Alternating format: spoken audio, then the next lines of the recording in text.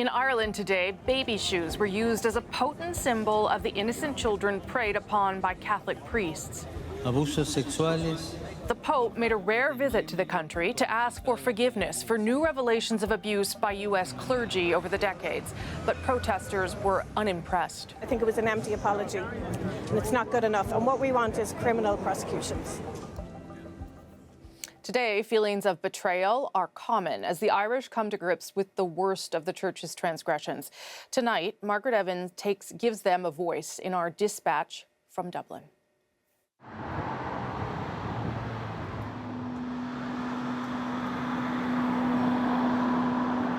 Dublin, Sean McDermott Street, and a building with a past that casts a long shadow.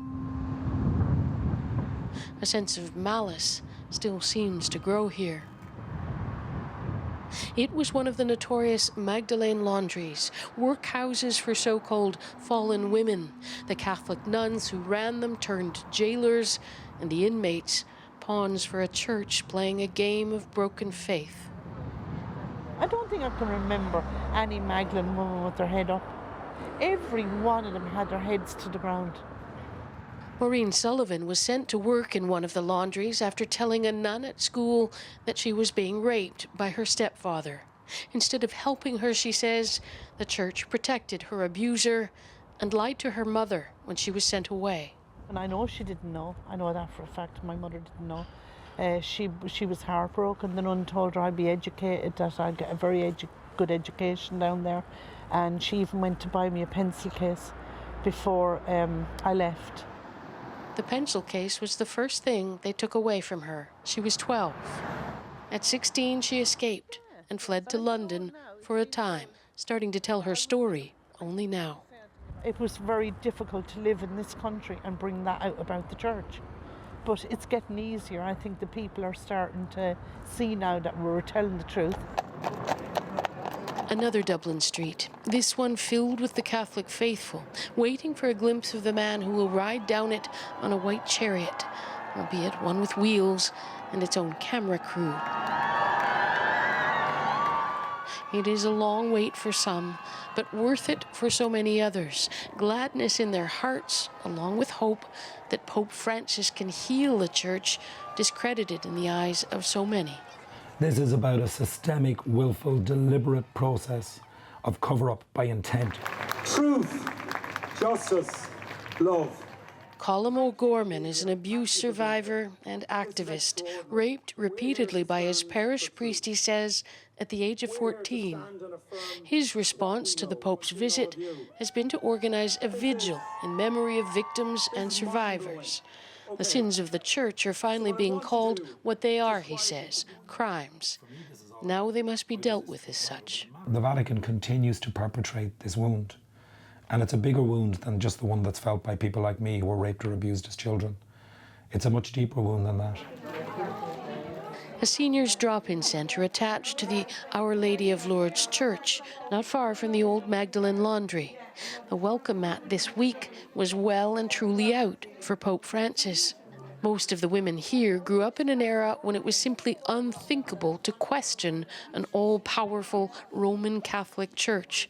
I don't at my age. Bridie Byrne is 100 years old. And I believe in the Pope and what I was brought up to believe. I can't do anything else, can I?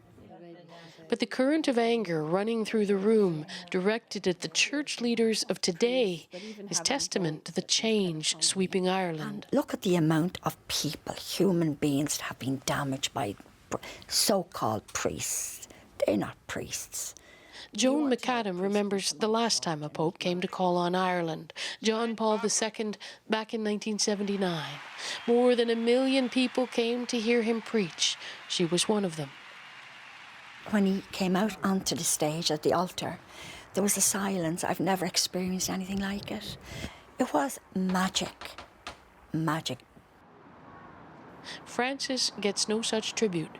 No matter how long abuses may have been coursing through the church, it falls on his watch to deal with it. Apologise on behalf of all those dirty, filthy, evil men who will burn in hell. Because if you believe in God, you believe in hell. And the path to a secular state has been underway since well before the abuse scandals started to surface. Divorce was legalized in 1995, and in recent years, referendums have backed both gay marriage and rolling back a ban on abortions. Ireland is changing fast, but can the church survive if it doesn't change with it? John Gerard Acton is a 24-year-old seminary student, keeping the lights burning at the St. Patrick's College Chapel in Maynooth, near Dublin. It is home to the last Catholic seminary in Ireland, north and south, and Acton is one of just 25 students preparing for the priesthood.